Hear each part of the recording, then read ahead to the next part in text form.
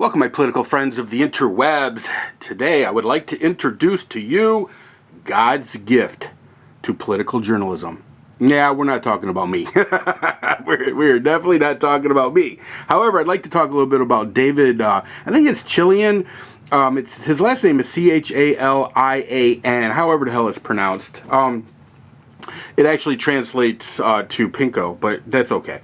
If you don't know, if you've been living under a rock for the last week, and you don't know, this guy was Yahoo's political bureau chief. So basically, Yahoo Politics. This was the man. He was the bureau chief. He called the shots. He decided what stories were pursued, how the editing went. This guy was the guy. He was the man. He came over from.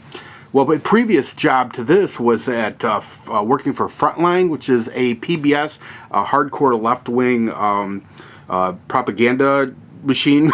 I guess that's one way to put it. And previous to that, I believe he worked for ABC News. Yes. Well, let's talk a little bit about this guy.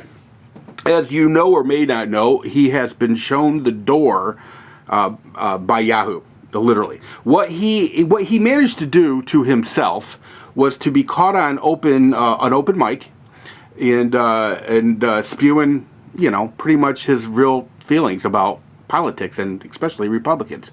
And what he said was, and I'm going to paraphrase here, Romney loves having a party when black people are drowning. Now, what that was in reference to was he was covering or Yahoo Politics was covering the Republican National Convention, which, really does amount to a 3-day party.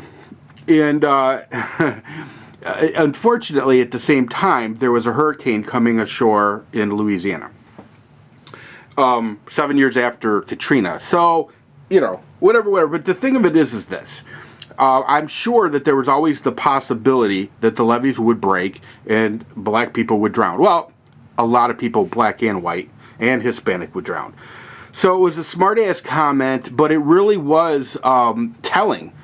I mean, understand, this guy's the bureau chief. This guy is Yahoo News' #1 guy. He's the guy that calls the shots. And all the reporters report to him. And then he decides what goes forward. So, it was telling to see how absolutely extreme left. I mean, now, the lefties will say, well, he was just joking.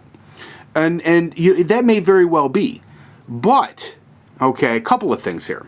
It was a horribly tasteless joke, because at that time there were possibilities that people would drown. And it just really was not fair when you're covering a Republican National Convention to spew that nonsense. Now, here's the other thing. Who was he telling this joke to? Clearly like-minded people. Well, who was he surrounded with? Journalists there at the Republican National Convention. They were there to cover the event. So basically what it does is illustrate how extreme left these idiots are. And we expect them to report. Now, by the way, David Chalian, or however you pronounce his last name, he's not a pundit. He's not a talking head. He's not a Chris Matthews. He's not a Bill O'Reilly. This guy's actual job is to inform us as to what is really going on.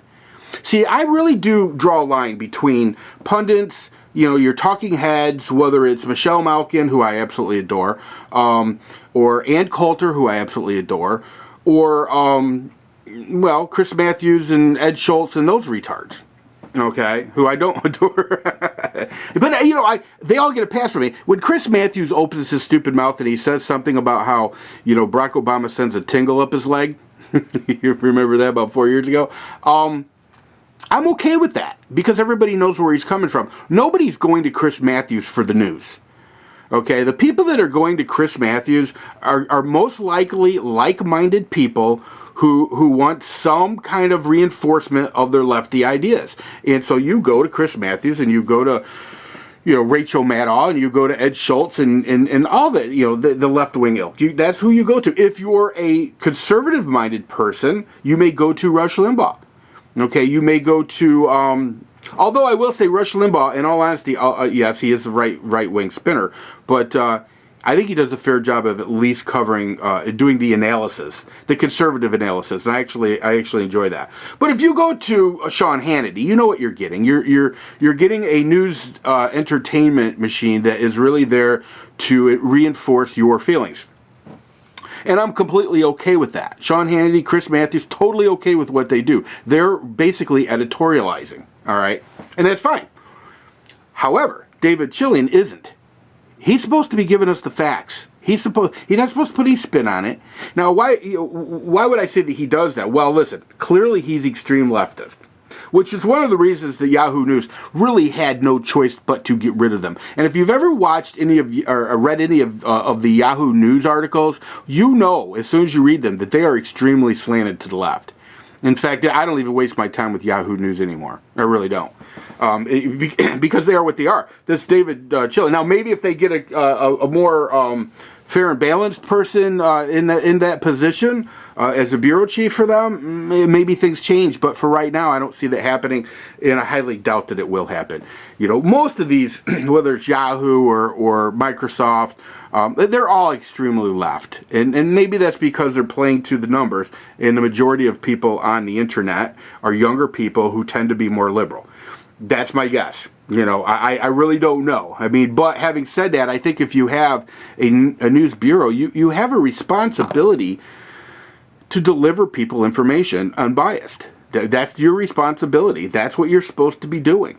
You know, now on Fox or on MSNBC after a certain time of the night, let's say at 8 o'clock on, it's all editorial. It's all talking heads. And it's all spin, and you know, and that's what it is. It's entertainment for prime time. I'm cool with that. Previous to that, I mean, anything before that, your Shepard Smith and all. Listen, that's real news. And Shepard Smith, I'll put up against anybody. I defy anybody to actually show me an instance where he has actually showed himself to be partisan, because he is as fair and balanced as you ever see. He for the most part delivers the news. But I mean, you know, listen, if you're watching MSNBC at 2 o'clock in the afternoon and you're getting left-wing spin, there's a problem. Which, by the way, is one of the problems for MSNBC, and it's one of the reasons that the ratings are so horrible. Nobody trusts them. You can't trust their news. You know, and the same thing for Yahoo. You couldn't trust their news. And this David Chalian guy, I mean, let's be honest, you know, he pretty much illustrated that. Now, here's the thing. let me tell you where I get this God's gift to political journalism. One of the first people to come out and defend him was GWEN IFILL from PBS. Now, GWEN IFILL actually came out, and God's gift to political journalism is her quote, her tweet. She tweeted that, and other tweets too, defending him. Okay, defending that, well, which is indefensible, but the left-wing media machine kind of feel like they have to come to his defense because they know, therefore, the grace of God go they.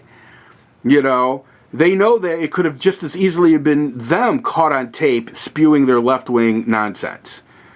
You know, so really it's been a knee-jerk reaction through most of the media, because they're all scared. Holy crap, open mic got him saying that. I say 10 times worse than that every day.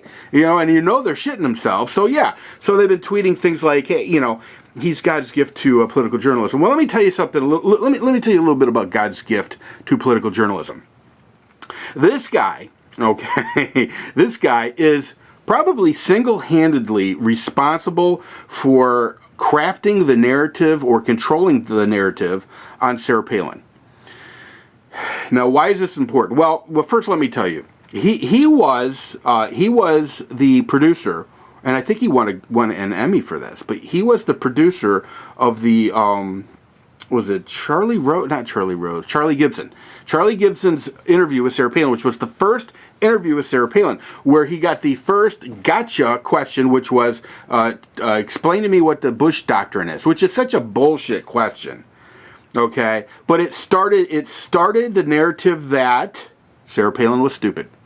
Sarah Palin didn't understand politics. Sarah Palin was a moron.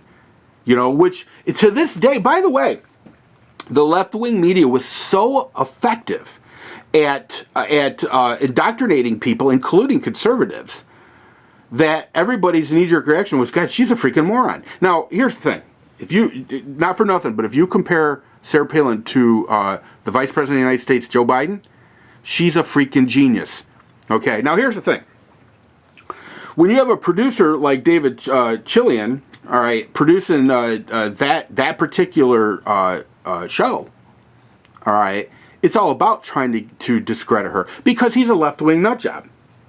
And the media ran with this whole Sarah Palin's a moron thing, which, you know, and what kills me is how many conservatives, how many Republicans bought into that. To this day, there are Republicans who blame her for them losing the last election, which is ridiculous. Ridiculous. And it drives me crazy when I see people go, well, she was an idiot and she's the reason I didn't vote for McCain. Bullshit. Bullshit. You can't be honest with yourself. Don't vote. You know, the fact of the matter is that I can point not only to myself, but a shit ton of people who only voted for McCain because she was on the ticket.